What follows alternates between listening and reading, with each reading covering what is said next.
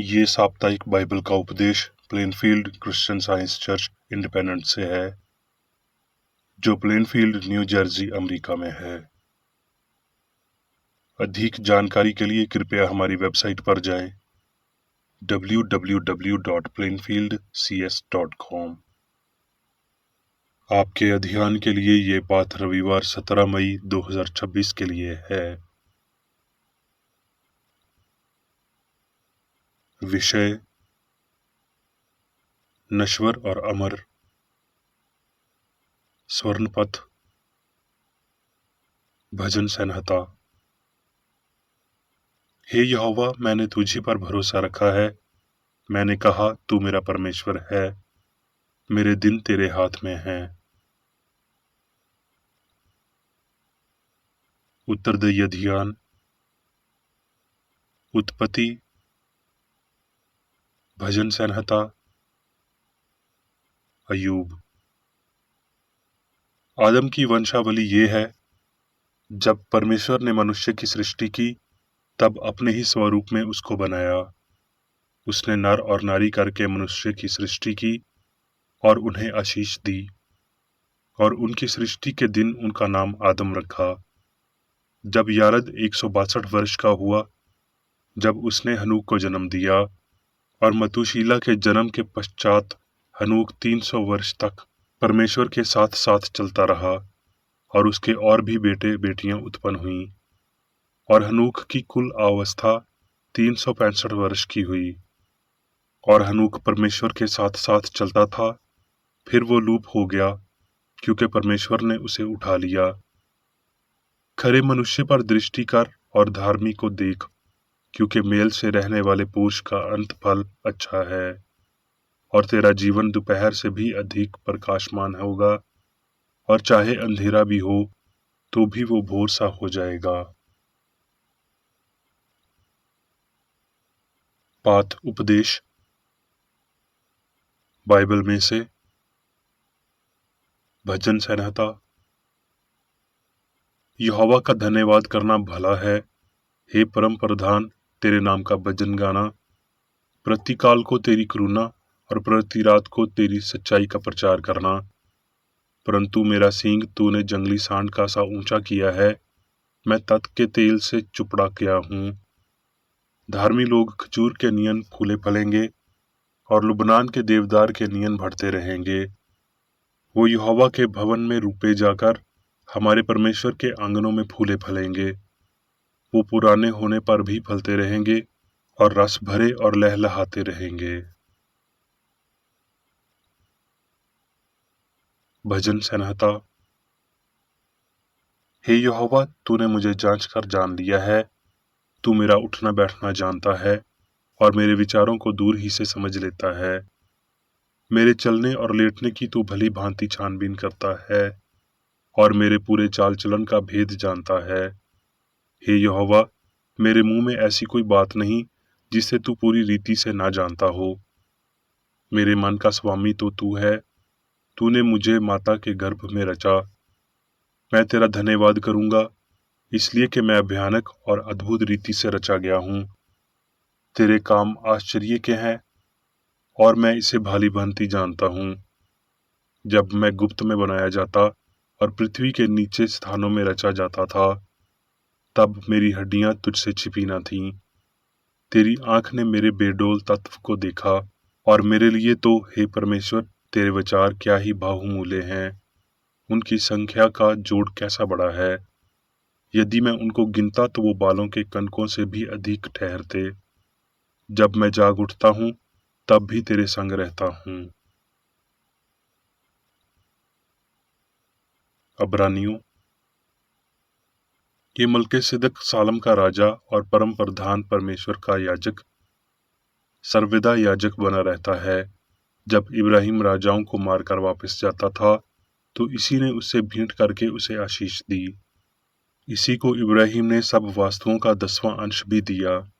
ये पहले अपने नाम के अर्थ के अनुसार धर्म का राजा, और फिर शालम अर्थात शांति का राजा है, जिसका ना पिता, ना माता, ना वंशावली है, जिसके ना दिनों का आदि है और ना जीवन का अंत है। परंतु परमेश्वर के पुत्र के स्वरूप ठहरा। अब इस पर ध्यान करो कि ये कैसा महान था जिसको कुलपति इब्राहिम ने अच्छे से अच्छे माल की लूट का 10वां अंश दिया। और जब मलकीसेदक के समान एक और ऐसा याजक उत्पन्न होने वाला था जो शरीर तक आज्ञा की व्यवस्था के अनुसार नहीं, अविनाशी जीवन की सामर्थ्य के अनुसार न युक्त हो, तो हमारा दावा और भी स्पष्टता से प्रकट होगा। यूहन्ना। फिर जाते हुए उसने एक मनुष्य को देखा जो जन्म का अंधा था, और उसके चेलों ने उससे पूछा, हे रबी, किसने पाप किया था कि ये अंधा जन्मा, इस मनुष्य ने या उसके माता पिता ने? यीशु ने उत्तर दिया कि ना तो उसने पाप किया था ना उसके माता पिता ने, परंतु ये इसलिए हुआ कि परमेश्वर के काम उसमें प्रकट हों। जिसने मुझे भेजा है उसके काम दिन ही दिन में करना अवश्य है। वो रात आने वाली है जिसमें कोई काम नहीं कर सकता। जब तक मैं जगत में हूँ तब तक जगत की ज्योति हूँ। ये कहकर उसने भूमि पर थूका और थूक से मट्टी सानी और मट्टी उस अंधे की आंखों पर लगाकर कहा, जा शैलोह के कुंड में जाके धो ले, जिसका अर्थ भेजा हुआ है। सो उसने जाकर धोया और देखता हुआ लौट आया। मरकस। फिर वो सौर अरसदा से निकलकर देकापुलिस से होता हुआ गलील की झील पर पहुंचा, और लोगों ने एक बहरे को जो हकला भी था उसके पास लाकर उससे विनती की कि अपना हाथ उस पर रखे। तब वो उसको भीड़ से अलग ले गया और अपनी उंगलियां उसके कानों में डाली और थूक कर उसकी जीभ को छुआ और स्वर्ग की ओर देखकर आह भरी और उससे कहा, इफ्ता, अर्थात खुल जा। और उसके कान खुल गए और उसकी जीभ की गांठ भी खुल गई और वो साफ साफ बोलने लगा। लूका। और देखो, यायर नाम एक मनुष्य जो आराधनालय का सरदार था आया और यीशु के पांव पर गिरकर उससे विनती करने लगा कि मेरे घर चल, क्योंकि उसकी 12 वर्ष की इकलौती बेटी थी और वो मरने पर थी। वो ये कह ही रहा था कि किसी ने आराधनालय के सरदार के यहाँ से आकर कहा, तेरी बेटी मर गई, गुरु को दुख न दे। यीशु ने सुनकर उसे उत्तर दिया, मत डर, केवल विश्वास रख तो वो बच जाएगी। घर में आकर उसने पतरस और यूहन्ना और याकूब और लड़की के माता पिता को छोड़ और किसी को अपने साथ भीतर आने न दिया, और सब उसके लिए रो पीट रहे थे। परंतु उसने कहा, रो मत, वो मरी नहीं परंतु सो रही है। वो ये जानकर कि मर गई है उसकी हंसी करने लगे। परंतु उसने उसका हाथ पकड़ा और पुकार कर कहा, हे लड़की, उठ। तब उसके प्राण फिर आए और वो तुरंत उठी। फिर उसने आज्ञा दी कि उसे कुछ खाने को दिया जाए। ग्रंथियों। देखो, मैं तुमसे भेद की बात कहता हूँ कि हम सब तो नहीं सोएंगे, परंतु सब बदल जाएंगे। क्योंकि अवश्य है कि ये नशामन दय अविनाश को पहन ले और ये मरणहार दय अमरता को पहन ले। सोहे मेरे प्रिय भाइयों, दृढ़ और अटल रहो और प्रभु के काम में सर्वदा बढ़ते जाओ, क्योंकि ये जानते हो कि तुम्हारा परिश्रम प्रभु में व्यर्थ नहीं है। अब मैं मेरी बेकर एडी द्वारा क्रिश्चियन साइंस की किताब विज्ञान और स्वास्थ्य शास्त्रों की कुंजी के साथ के साहस संबंधी अंश पढ़ूंगा। विज्ञान और स्वास्थ्य। भगवान की समानता में मनुष्य के रूप में विज्ञान में पता चला अमर होने में मदद नहीं कर सकता। पीड़ा, पाप, मारना, सन्मान्यताएं वास्तविक हैं। जब दिव्य विज्ञान को सार्वभौमिक रूप से समझा जाएगा तो उनका मनुष्य पर कोई अधिकार नहीं होगा, क्योंकि मनुष्य अमर है और दिव्य अधिकार द्वारा जीवित है। पाप रहित आनंद, जीवन की पूर्ण सिद्धभाव और अमरता, एक दिव्य सुख या पीड़ा के बिना असीमित दिव्य सुंदरता और अच्छाई का होना, एकमात्र सत्य अविनाशी पुरुष का निर्माण करता है, जिसका अस्तित्व आध्यात्मिक है। अस्तित्व की ये स्थिति वैज्ञानिक और क्षण है। एक पूर्णता केवल उन लोगों द्वारा समझ में आती है जिनके पास दिव्य विज्ञान में मसीह की अंतम समझ है। मृत्यु कभी अस्तित्व की इस स्थिति को जल्दबाजी नहीं करा सकती, क्योंकि अमरता प्रकट होने से पहले मृत्यु को दूर करना होगा। इसे प्रस्तुत नहीं करना चाहिए। मन की अनंतता में सामग्री को अज्ञात होना चाहिए। कला और कषाय के प्रतीक और तत्वंत, परिपूर्ण और शाश्वत सभी के उत्पाद नहीं है। प्रेम से और प्रकाश और सिद्धभाव से जो आत्मा के निवास हैं, केवल अच्छे के प्रतिबिंब आ सकते हैं। सुंदर और हानिरहित सभी चीजें मन के विचार हैं। मन उन्हें बनाता है और गुनाह करता है, और उत्पाद को मानसिक होना चाहिए। एक अहंकार, एक मन या एक आत्मा जिसे भगवान कहा जाता है, अनंत व्यक्तित्व है जो सभी प्रकार की शांति प्रदान करता है, और जो व्यक्तिगत आध्यात्मिक व्यक्ति और चीजों में वास्तविकता और दिव्यता को दर्शाता है। जब हम गलत सोच को छोड़कर सत्य को अपना लेते हैं और देखेंगे कि पाप और मृत्यु डर का ना तो कोई सिद्धांत है और ना ही कोई स्थायी चीज, तो हम सीखेंगे कि पाप और मृत्यु डर की कोई वास्तविक उत्पत्ति या सही अस्तित्व नहीं है।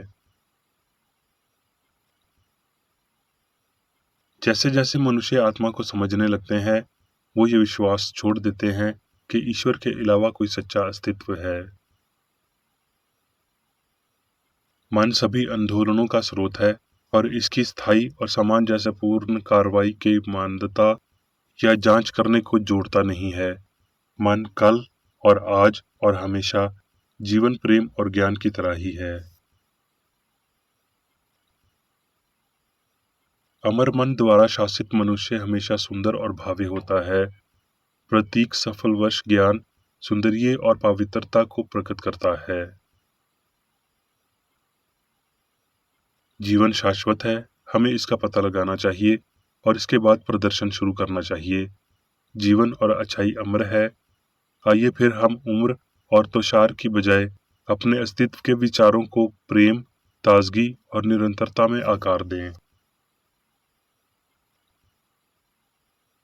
अमरता, अमर या कषाय से मुक्त, अपनी खुद की एक महिमा है, अर्थात आत्मा की चमक। अमर पुरुष और महिला आध्यात्मिक भावना के उदाहरण हैं। पूर्ण मन से खींचे गए उन उच्च अभिधारणाओं को दर्शाते हैं जो अपनी भावनिक भावना को पार करते हैं। सौम्यता और अनुग्रह पदार्थ से स्वतंत्र हैं। मानवीय रूप से देखे जाने से पहले उसके गुण उसके पास होते हैं। सुंदरता जीवन की एक चीज है जो शाश्वत मन में हमेशा के लिए रहती है, और अभिव्यक्ति रूप, रूपरेखा और रंग में उसकी अच्छाई के आकर्षण को दर्शाती है। ये प्रेम ही है जो पंखड़ी को असंख्य रंगों से रंगता है, गर्म धूप की किरणों में झलकता है, सुंदरता के धनुष के साथ बादल को झुकाता है, रात को तारों से जगमगाता है और पृथ्वी को सुंदरता से ढांपता है। ये जानकर के आत्मा और उसकी विशेषताओं को हमेशा मनुष्य के माध्यम से प्रकट किया गया था। मालिक ने बीमारों को ठीक किया, अंधे को दृष्टि दी, बधिर को सुनना, लंगड़े को पैर दिया। इस प्रकार दिव्य की वैज्ञानिक कार्रवाई को प्रकाश में लाया। मानव मन और शरीर पर मन और आत्मा मोक्ष की बेहतर समझ दी। यीशु ने एक ही आध्यात्मिक प्रक्रिया के द्वारा बीमारी और पाप को ठीक किया। अगर ये सत्य है कि नसों में उत्तेजना होती है, कि पदार्थ में बुद्धिमत्ता होती है, कि भौतिक जीव आंखों को देखने और कानों को सुनने का कारण बनता है, फिर जब शरीर भौतिकीकृत हो जाता है तो ये क्षमताएं खो जानी चाहिए, क्योंकि उनकी अमरता आत्मा में नहीं है। जबकि सत्य तो ये है कि सिर्फ सोच की भावतीकरण और आध्यात्मिकरण से ही इन क्षमताओं को अमर माना जा सकता है।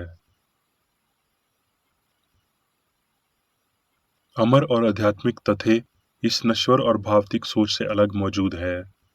ईश्वर अच्छा, स्वयं विद्यमान है और स्वयं अभिव्यक्त है। ध्वनि नश्वर विश्वास पर बनी एक मानसिक धारणा है। कान वास्तव में सुनता नहीं है। दिव्य विज्ञान ध्वनि को आत्मा की इंद्रियों के माध्यम से, आध्यात्मिक समझ के माध्यम से प्रकट करता है। इससे पहले के मानव ज्ञान चीजों की झूठी भावना में अपनी गहराई तक डूबा हो, भौतिक उत्पत्ति में विश्वास करते हैं, जो एक मन और अस्तित्व के सच्चे स्रोत को छोड़ देते हैं। ये संभव है कि सत्य से छापी ध्वनि के रूप में अलग थीं, और वो ध्वनि के रूप में आदम नबियों के लिए आई थी। यदि सुनने का माध्यम पूर्ण आध्यात्मिक है, तो ये सामने और अविनाशी है। यदि हनूक की धारणा उसकी भौतिक इंद्रियों के सामने सबूतों तक ही सीमित थी, तो वो कभी भी ईश्वर के साथ नहीं चल सकता था और ना ही अनंत जीवन के प्रदर्शन में निर्देशित हो सकता था। नश्वर दृष्टि कितनी क्षणभंगुर है। जब रेटिना पर एक घाव प्रकाश और लेंस की शक्ति को समाप्त कर सकता है, किंतु वास्तविक दृश्य या भावना खत्म नहीं होती। ना तो उम्र और ना दुर्घटना आत्मा की इंद्रियों में हस्तक्षेप कर सकती है, और कोई अन्य वास्तविक इंद्रियां नहीं है। ये स्पष्ट है कि पदार्थ के रूप में शरीर की अपनी कोई संवेदना नहीं है, तथा आत्मा और उसकी शक्तियों के लिए कोई विस्मृति नहीं है। यदि आत्मा प्राण पाप कर सकते या खो सकते, तो मन की सारी क्षमताओं के साथ अस्तित्व और अमरता भी खो जाएगी। मगर जब तक ईश्वर है, अस्तित्व खो नहीं सकता। आध्यात्मिक दृष्टि ज्यामितिक उच्चता के अधीन नहीं है। जो कुछ भी भगवान द्वारा शासित है, वो एक पल के लिए भी बुद्धि और जीवन के प्रकाश और शक्ति से वंचित नहीं होता। इंसानी सिद्धांत इंसान को सामंजस्यपूर्ण या अमर बनाने में लाचार हैं, क्योंकि वो क्रिश्चियन साइंस के अनुसार पहले से ही ऐसा है। हमारी आवश्यकता सिर्फ ये जानने की है और असली मानव के दिव्य सिद्धांत प्रेम को अपनाना है। हमें विचार में आदर्श मॉडल बनना चाहिए और उन्हें लगातार देखना चाहिए, या हम उन्हें भव्य और महान जीवन में कभी नहीं चुनेंगे। आए विज्ञान को स्वीकार करते हैं। भाव गवाही के आधार पर सभी सिद्धांतों को त्यागें, अपूर्ण मॉडल और भ्रामिक आदर्श छोड़ दें, और इसलिए हम एक ईश्वर, एक मन और एक परिपूर्ण उत्कृष्टता के अपने मॉडल का निर्माण करने दें। भगवान के नर और मादा को प्रकट होने दें। आए हम आत्मा की दिव्य ऊर्जा को महसूस करें, हमें जीवन के नएपन में लाएं और किसी भी नश्वर और भौतिक शक्ति को नष्ट करने में सक्षम न होने को पहचानें। आए हम आनंदित हों कि हम दिव्य शक्तियों के अधीन हैं। होने का सही विज्ञान ऐसा ही है। जीवन या ईश्वर का कोई अन्य सिद्धांत भ्रम, अपूर्ण और पुरानिक है। अब मैं मेरी बेकर एडी द्वारा चर्च मैनुअल में दिए गए 3 दैनिक कर्तव्यों को पढ़ूंगा। दैनिक प्रार्थना। प्रत्येक दिन प्रार्थना करने के लिए इस चर्च के प्रत्येक सदस्य का कर्तव्य होगा, तुम्हारा राज्य आए, ईश्वरीय सत्य, जीवन और प्रेम के शासन को मुझ में स्थापित कर और मुझ पर शासन कर, और तेरा वचन सभी मनुष्यों के स्नेह को समृद्ध कर सकता है और उन पर शासन कर। आदेशों और कर्तव्यों के लिए एक नियम। ना तो दुश्मनी और ना व्यक्तिगत लगाओ। मदर चर्च के सदस्यों के आदेशों और कर्तव्यों पर लागू करना चाहिए। विज्ञान में दिव्य प्रेम ही मनुष्य को नियंत्रित करता है, और एक क्रिश्चियन विज्ञानी प्यार की मीठी सुविधाओं को दर्शाता है। प्यार में डांटने पर, सच्चा भाईचारा, परोपकार और क्षमा में। इस चर्च के सदस्यों को प्रतिदिन ध्यान रखना चाहिए और सभी बुराई दूर करने, भविष्यवाणी, न्याय करने, निंदा करने, परामर्श देने, प्रभावित करने या गलत तरीके से प्रभावित होने से बचने के लिए प्रार्थना करनी चाहिए। कर्तव्य के प्रति सतर्कता। इस चर्च के प्रत्येक सदस्य का ये कर्तव्य होगा कि वो प्रतिदिन आक्रामक मानसिक सुझाव से बचाव करे और भूल कर भी ईश्वर, नेता और मानव जाति के प्रति अपने कर्तव्य की उपेक्षा नहीं करनी चाहिए। उनके कामों से उन्हें आंका जाएगा और वो उचित या निंदनीय होगा।